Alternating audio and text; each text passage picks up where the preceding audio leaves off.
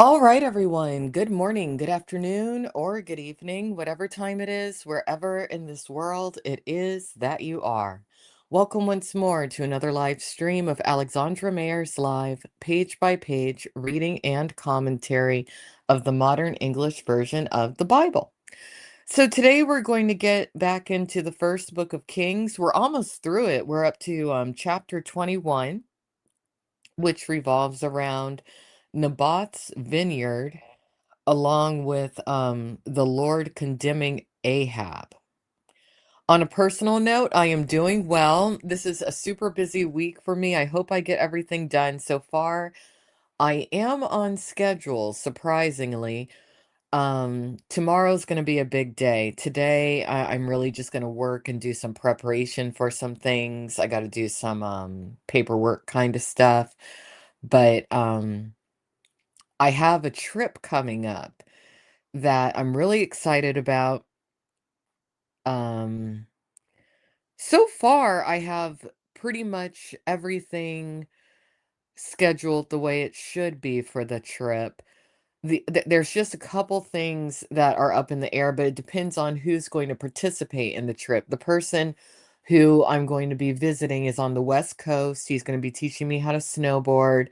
He has an amazing group of friends that for some reason I call them a wolf pack. I don't know why, but they kind of just remind me of a wolf pack from what I've seen.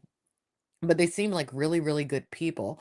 And several members of his social group have some very unique stories within themselves. And the person who's teaching me to snowboard really has an amazing story. But he and I were talking last night, and I think he's a little bit up in the air when it comes to whether or not he wants a family member of his to participate. But I think he just needs to kind of encourage this particular family member of his to participate because they do everything together anyway. They're a set of twins. And just see how it goes. um I think it's gonna be a good trip. I'm sure that some sort of weird stuff is gonna happen, okay? But it should be a really good trip. I, have plotted my travel route, and then from there, I'm not sure what I'm going to do. I don't know if I'm going to, I don't know where I'm gonna go after I'm done meeting with this person. I have a few options, so we'll see what happens. But, what I have decided to do is not impose myself upon anyone this year. I'm not going to chase anyone down to hang out with me. Like, why I'm really excited about this particular trip is because I feel like the person that I'm meeting up with and doing the snowboarding with is as excited to meet me as I am to meet him. I hate when people say to me, like, oh, okay, well, if you're in the area, I guess we could meet up, or I'm sure we'll cross paths. It's like, really, you can't commit to saying you definitely want to hang out with me. I've decided, I don't care how close I am to the person this year, I am not going to hang out with anybody who's like, "Oh, well, if you're in the area," it's like, "Fuck you. You ain't that special." So, But anyway, I am gonna stream a lot of this snowboarding trip. I just think it's gonna be great. I found out last night one of his friends actually makes Christian music, and that's up my alley. So I hope I get to talk to that person a little bit. Maybe he can showcase his music on my stream. That would be great. But anyway, I'll keep all of you posted on that. I'm really excited, and I might even do a few live Bible readings, maybe with the person who's going to teach me how to snowboard. Why not? I think that might be a good idea because he's into Christianity too. All right, here we go. First book of Kings, chapter 21, Naboth's vineyard. Now Naboth the Jezreelite had a vineyard in Jezreel, right by the place of Ahab, king of Samaria. And after this, Ahab spoke to Naboth, saying, give me your vineyard, so that I can have it for a garden of herbs, because it is near to my house. And I will give you a better vineyard for it. Or if you prefer, I will give you its worth in money. Naboth said to Ahab, the Lord forbid that I should give you the inheritance of my fathers. Mm. Ahab returned home angry and depressed because of the answer Naboth the Jezreelite had given him. For he had said, I will not give you the inheritance of my fathers. He lay down on his bed and sulked and would not eat any bread. What a brat! This is interesting to me that the Bible specifically outlines this guy's mindset, negative attitude, negative behavior, him sulking. Wow. Huh. But Jezebel, his wife, came to him and said, why is your spirit so sad in that you refuse to eat bread? Well, she was part of the problem too. I mean, think about it. You got this dude married to Jezebel. She's evil as can be, killing prophets left and right. And maybe part of the reason that she was so aggressive was because he was kind of a brat and was walking around sulking when he didn't get his way and whatnot. Neither of them seem happy about their high stations in life at this particular time. I mean, a lot of people were suffering, and here they are, royalty, and they're just unhappy. So it goes to show money cannot buy happiness. Wealth cannot buy happiness. Happiness comes from within. Okay, let me continue. Sorry about going off on that tangent. And he said to her, because I spoke to Naboth the Jezreelite and said to him, give me your vineyard for your money, give me your vineyard for money, or else, if you prefer, I will give you another vineyard for it. And he answered, I will not give you my vineyard. Jezebel, his wife, said to him, are you not the governor of the kingdom of Israel? Get up and eat bread, and let your heart be happy, for I will get the vineyard of Naboth the Jezreelite for you. So she wrote letters in Ahab's name and sealed them with his seal, and sent the letters to the elders of the nobles that were in that city where Naboth lived.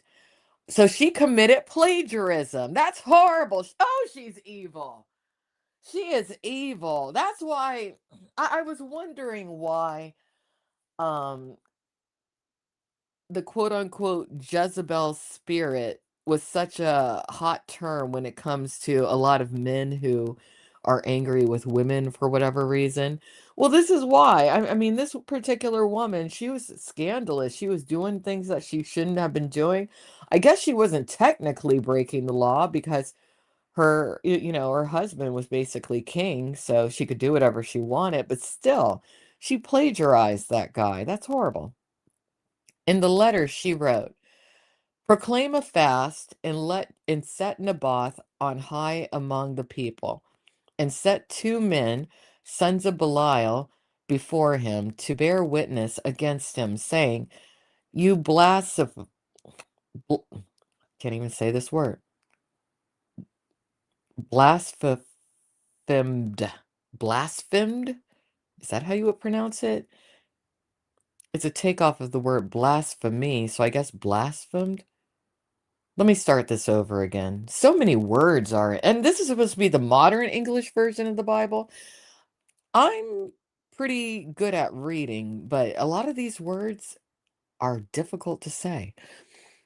Proclaim a fast and set Naboth on high among the people, and set two men, sons of Belial, before him to bear witness against him, saying, you blasphemed God and the king, and then carry him out and stone him so that he will die. Oh, that's a bad way to die. A stoning, that is not something that you want. The men of his city, the elders and the nobles who lived in his city, did as Jezebel had sent word to them, as it was written in the letters that she had sent to them. They proclaimed a fast and set Naboth on high among the people. Two men, sons of Belial, came in and sat in front of him. And the men of Belial witnessed against Naboth in the presence of the people, saying, Naboth blasphemed king, God and the king. Then they carried him out of the city and stoned him to death. Ugh. Then they sent word to Jezebel, saying, Naboth has been stoned and is dead. When Jezebel heard that Naboth had been stoned and was dead, she said to Ahab, Arise and take possession of the vineyard of Naboth the Jezreelite, which he refused to sell to you for money. For Naboth is not alive, but dead. When Ahab heard that Naboth was dead, he got up to go down to the vineyard of Naboth the Jezreelite to take possession of it. Mm. So Jezebel basically manufactured or organized a killing, a death, for something material. I wonder how her spirit feels being on the other side, knowing that since she was alive to the present, her name is used negatively because of her actions. I suppose if she was a narcissist, she would feel good about it because she would be like, haha, still getting attention. But if she ever realized the error of her ways, she probably wouldn't feel good about the situation. All right, let's continue. The Lord condemns Ahab. The word of the Lord came to Elijah the Tishbite, saying, Arise, go down to meet Ahab, king of Israel, who is in Samaria. Behold, he is now in the vineyard of Naboth, where he has gone down to possess it. You shall speak to him, saying, Thus says the Lord, Have you killed and also taken possession? And you shall speak to him, saying, Thus says the Lord, In the place where dogs lick the blood of Naboth, dogs will lick your own blood. Ahab said to Elijah, Have you found me, my enemy? And he answered, I have found you, because you have sold yourself to work evil in the sight of the Lord. Behold, I will bring disaster upon you, and will take away your posterity, and will cut off all your males, both free and slave, who are left in Israel, and will make your house like the house of Jeroboam, the son of Nebat, and like the house of Baasha, the son of Ahijah. For the provocation with which you have provoked me to anger and made Israel to sin. The Lord also spoke of Jezebel, saying, The dogs will eat Jezebel by the wall of Jezreel. Those from Ahab's family who die in the city will be eaten by dogs, and those who die in the field will be eaten by birds of the air. But there were none compared to Ahab, who sold himself to the evil deeds in the sight of the Lord, which Jezebel, his wife, stirred up. Well, I'm glad the Bible does acknowledge that Jezebel did play a major role in this. I hate reading this because I feel like this particular book of the Bible, unfortunately, does justify what a lot of women hating men say about a certain kind of woman. But maybe it's important to know because I've dealt with such women who are just diabolical, more so than men. It's crazy. But here's just one example. Mm. I wonder if Ahab knew how diabolical Jezebel was when he decided to marry her. I wonder if that was a part of the reason that he married her. Ugh. He performed the most abominable act in following idols like the Amorites, whom the Lord cast out before the Israelites. When Ahab heard those words, he tore his clothes and put on sackcloth on his flesh, and fasted and lay in sackcloth and walked meekly. The word of the Lord came to Elijah the Tishbite, saying, See how Ahab humbles himself before me? Because he humbles himself before me, I will not bring the disaster during his lifetime, but during his son's lifetime, I will bring the disaster on his household. Okay, so that's the end of the first book of King. I can't talk today. Not the first book of Kings, the first book of Kings, chapter 21. I guess today is just kind of a tongue twister day. That could be what it is. Sometimes I'm like that. For those of you who don't know, when I was a little girl, I had an incredible stuttering issue. I really did. But strangely, some of these words that are in the Bible and names in the Bible that are difficult for me to pronounce, I think it's helping me overcome some of my adult speech issue. So I'm just going through it. And every time I do these readings, I don't tend to read the chapter in advance. I like for these readings to have my initial authentic reaction. But everyone have a great day. I better go ahead and eat something and get to work. And I will catch up with all of you tomorrow morning. Goodbye.